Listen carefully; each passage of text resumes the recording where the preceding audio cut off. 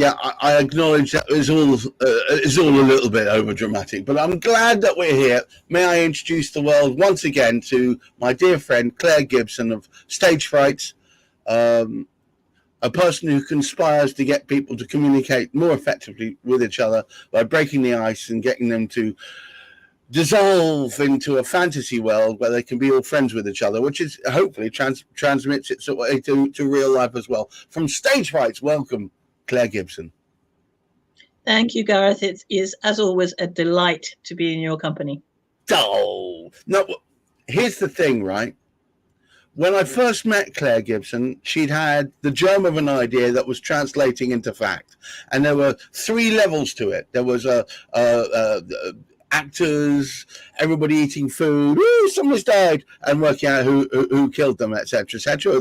The classic stage mystery, etc., etc. And that was the fundament of what Stagefrights about. Because let's face it, Clare Gibson can be a little bit actorial, or she's been an actor at various times, treading the boards lightly in her loafers. Now, the other 2 areas, of course, was Clue Done It, a card game, which I'm very proud to be the owner of one. Clue Done It, there we go, marvelous, which helps break the ice, a number of different social situations. She then developed it into something quite different, but the same idea, getting people who always feel unsure and uptight and tense to talk to each other, which was in the getting the job market, really, which I want to talk about in a second. And then finally, the third item, which is a board game, which I've always been fascinated with board games, which is Dastardly Deals, which was not quite there yet, and Clue Done It seemed to racing away. So let's take an update on as far as now. There's still in the offing this concept of Who Killed Vader, which I own the domain of, by the way, and that's still there. And I believe Victoria is still keen to move forward with. But that's the face-to-face. Have you got any other face-to-face type scenarios set up, ready to rock? Because I believe you are creating them. Yeah, as you say, Dastardly Deals, I think there are now 2 pieces to it, because my wonderful business partner, graphic genius, has also found and started work on, but personal circumstances have intervened, but we'll get back to it, a digital platform which we have been accepted as creators on, to make a digital version of the tabletop game. So basically, hashtag, I did already say this right at the beginning, but you're moving absolutely. On. You did, and we found this. We did some research. She's the one I leave all of the IT and graphic stuff to, because she can see whether it is worth it, not worth the bother. And we found this one. So we applied. We were accepted as creators because they said they thought our content was worth thinking about a board game. So a tabletop game, rather, because again, one of the things is we've got heavily into cards as a thing. So rather than making a board game or having a board for the tabletop game, you will create your own board using cards. And this will be the map. These have been designed. We just have to decide now who's going to print them for us, how many we're going to have done, and where we're going to distribute them. So is it like each card is a portion of the board and you lay it down as you go? You lay it down to start with. Like that. It's going to be all of those different pieces are going to be labeled with a picture in the instruction book, so you know which one to put next to what. So that will allow you to have in front of you the wonderful little hamlet and surrounding villages of Offingham. Offingham, of course. Which is where everything takes place. And these go under the generic name of the Offingham Manor Mysteries, because there's Offingham Manor and Winery. So part of the one murder happened, or several actually, happened there. We've also got Great Offingham, Little Offingham. And of course, as it's near the sea, you have, as is typical in our part of the world, Offingham Mere. Well, of course. There we go. So you create your Offingham map. That we've got our first person who's jumped in to say hi, tuning in from Trinidad and Tobago. Lovely, Keston. Keston, I trust you are well.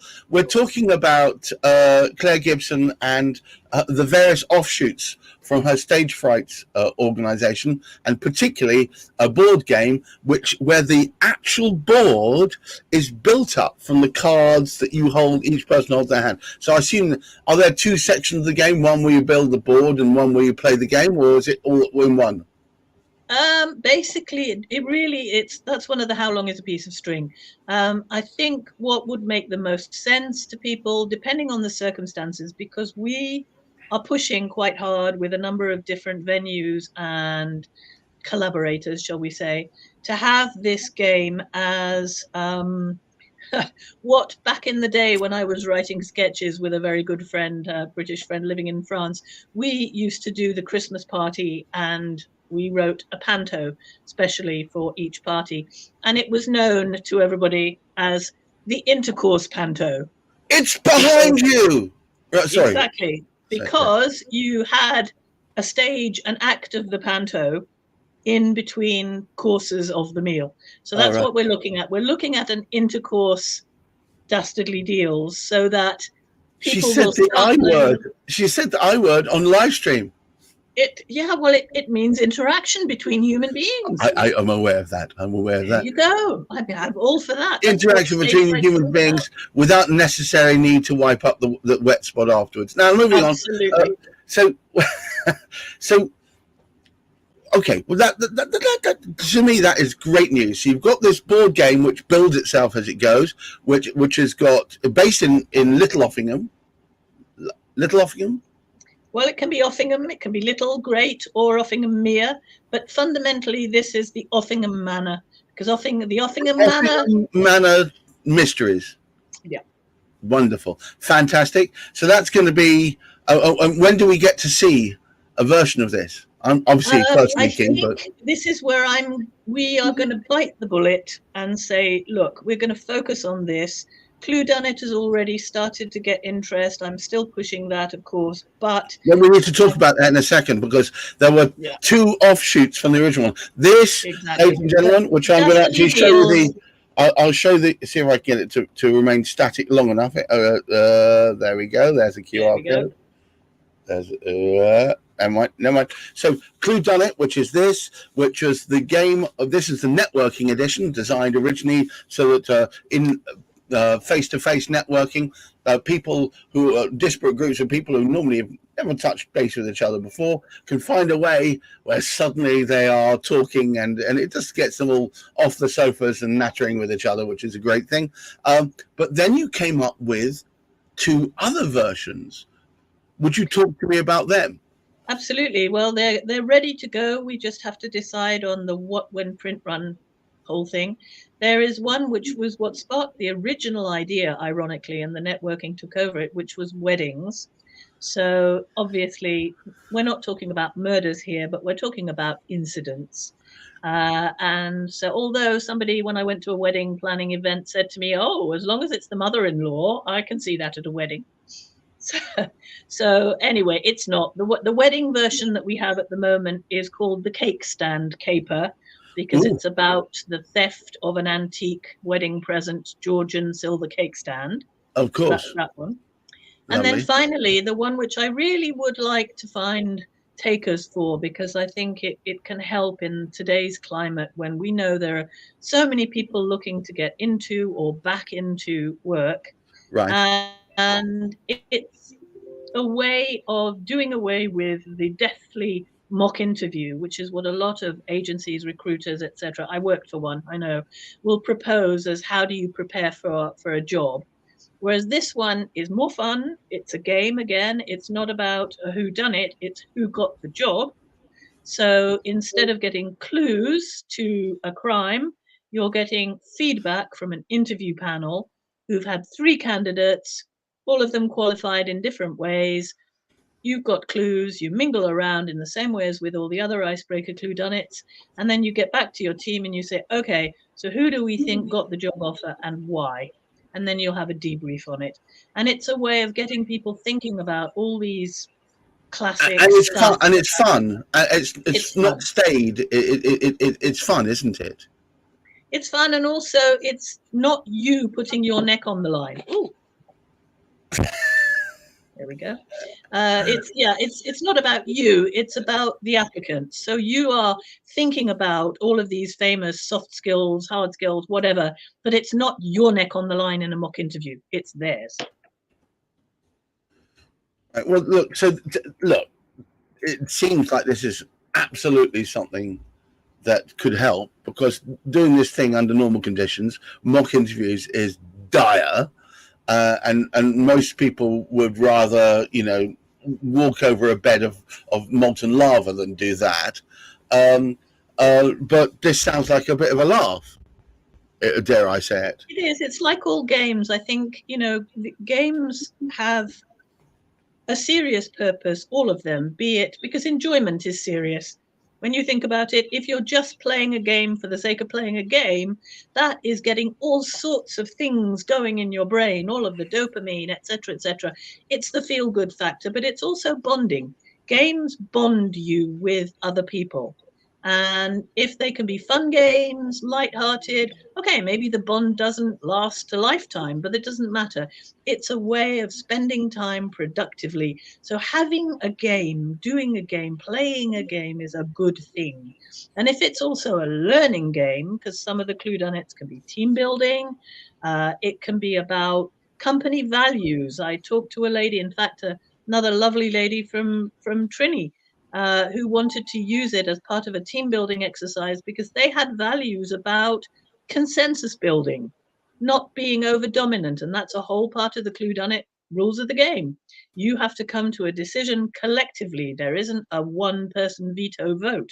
So if you've got team values, which are, yep, we all really have to look at the evidence, assess it, come to a consensus, that's a great way to do it too. And you don't have to talk that through in a bashing you around the head with it way. It's obvious when you're playing the game that this is what you're doing.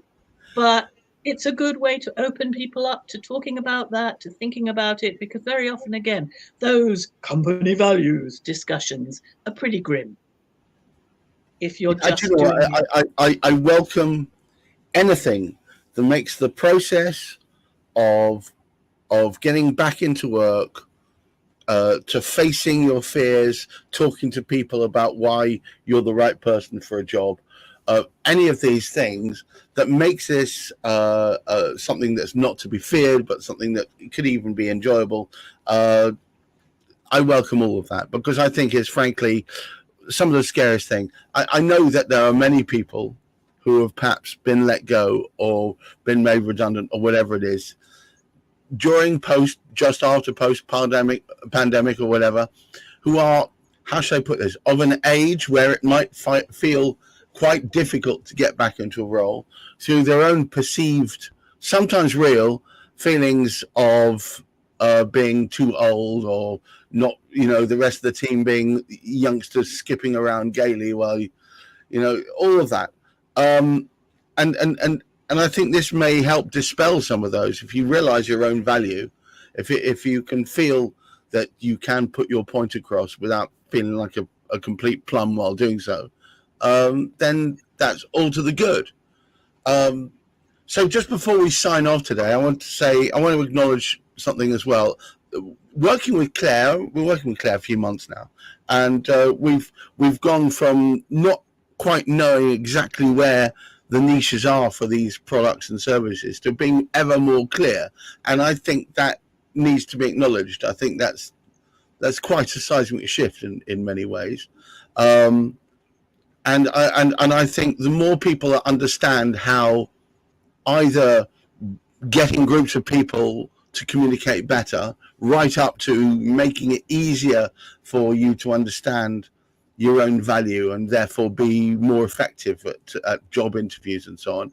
All of this is heavily to be commended. If anybody wants to learn more about any of these, that's the Stagefrights itself, the Dastardly Deals, which is the board game based in Offingham, Little Offingham, or Offingham Mere, which is wonderful. delightful, or in fact, Clue Done It in its various different guises, whether that be the icebreaker version, the one that I have. I'll show it yet again. Here's the pack shot, which I'm very proud to have. We used it, played it 3 times now, Claire, or one of which nearly caused a riot, but that was quite funny. Funny in a funny way, and of course the variations on helping job seekers and people coming back into work, helping them analyze that without it feeling like a real task or a trial, and of course the fabled wedding version, which I can't wait to see and promote. So Claire, thank you for taking your time out today. I hope you found it amusing and useful.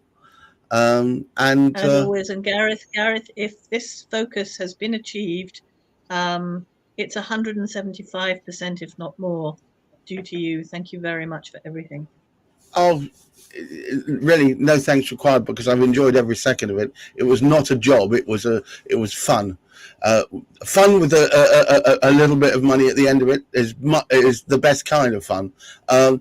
Clare Gibson, many thanks. Until the next time we talk, which should be, I think, in a couple of weeks' time, we'll do another one of these, but with yet a further update, and maybe even I get to see the fabled wedding edition of Clue Done It. Who can tell? Until that time, many thanks for attending, and if anybody's got any questions, either hit me up or hit Claire up, and we'll be more than happy to help. Bye-bye now. Bye. Thank you.